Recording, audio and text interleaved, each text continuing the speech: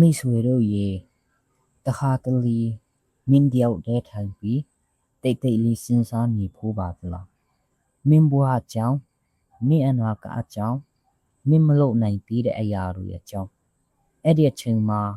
မင်းစိတ်ထဲမှာစကားတစ်ခုပဲထက်ခါပေါ်လာတတ်ပါတယ်ငါနောက်ကျသွားပြီငါရမ်းကိုနောက်ကျသွားပြီ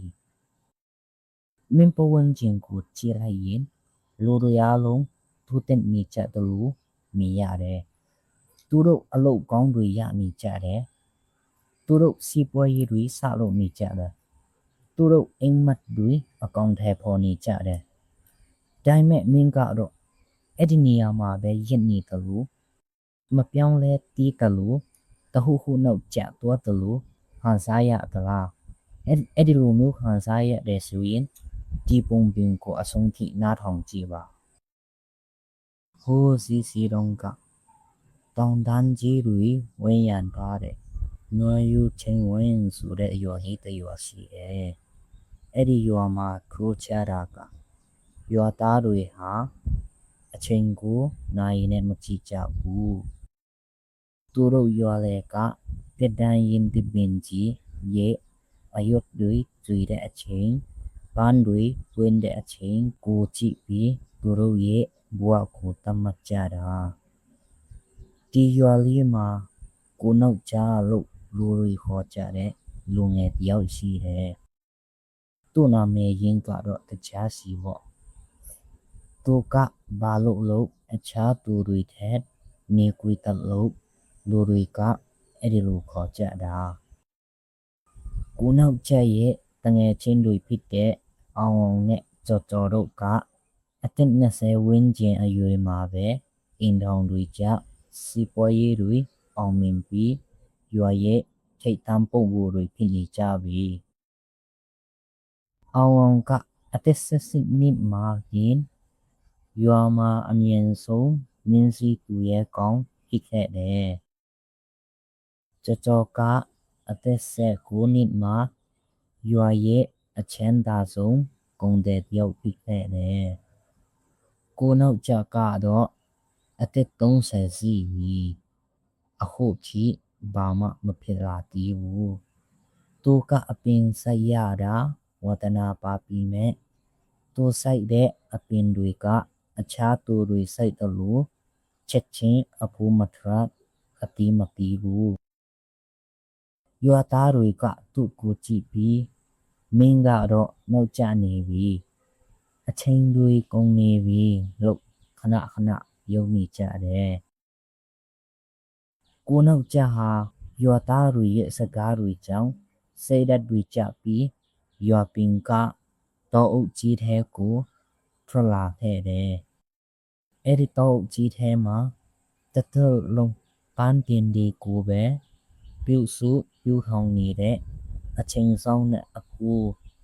လုံးလူတိများတဲ့ပုဂ္ဂိုလ်တဝူးနဲ့တွေ့ခဲ့တယ်ကိုနောက်ချက်ကသူ့ကိုမြည်တယ်အဖူကျွန်တော်အဖူကမှာတော့ကြနေကြလားကျွန်တော်တနေ့ချင်းတွေကတောင်ထိပ်ကိုရောက်နေကြပြီကျွန်တော်ကအခုထိတောင်ချီမှာပဲရှိနေသေးတယ်ကိုနောက်ချက်ကအဘိုးကိုမြည်ပါတယ်အဘိုးကသူ့ကိုပြုပင်နပင်ပြတယ်တပင်ကဝါပင်နောက်တပင်ကဖန်ခါပင်ပေါ့ငါမီဒီဝါပင်ကိုကြည့်ဆောင်သူကစိုက်ပြူပြီးပထမတနစ်မှာဘာမှမဖြစ်လာဘူးဒုတိယနှစ်မှာလည်းမိပေါ်ကိုတလမတော့မတက်ဘူး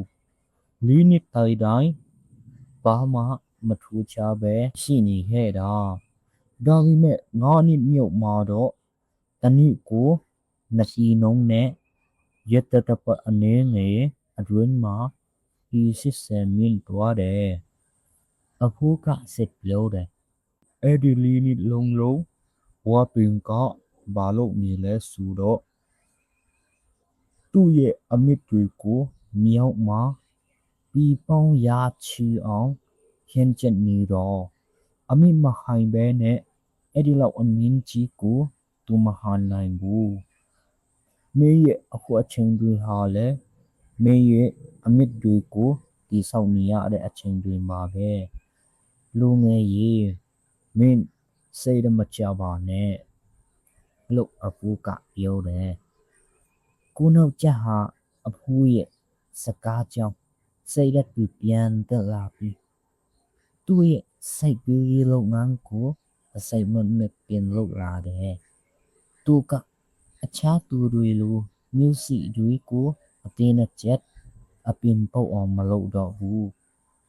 နီစီလွာကိုအကောင်းဆုံးပြင်ဆင်တယ်အမြင့်တွေတမန်ဖို့ပဲအာယုံဆိုင်တယ်နာနစ်ကြတော့တဲ့အခါကိုနောက်ကျအသက်35နှစ်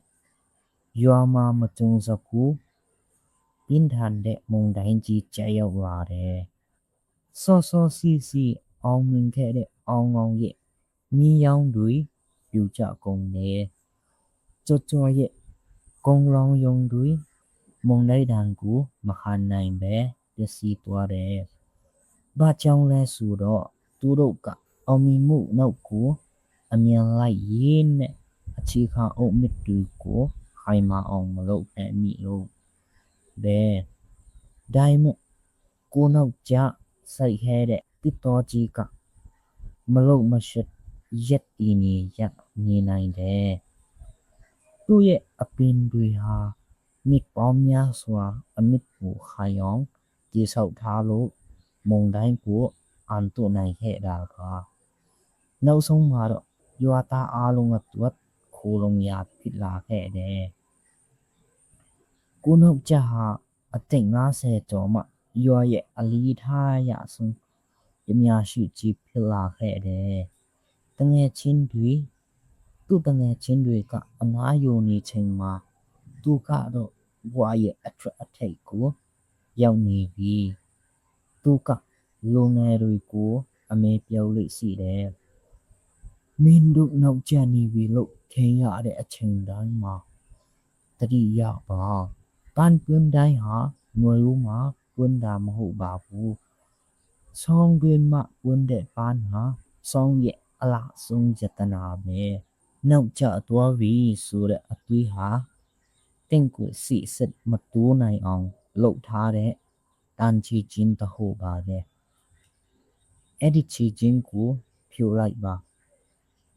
တင်အသက်ရှင်နေတီဝိတ်တင်မှာအမစီနီတီဝိတ်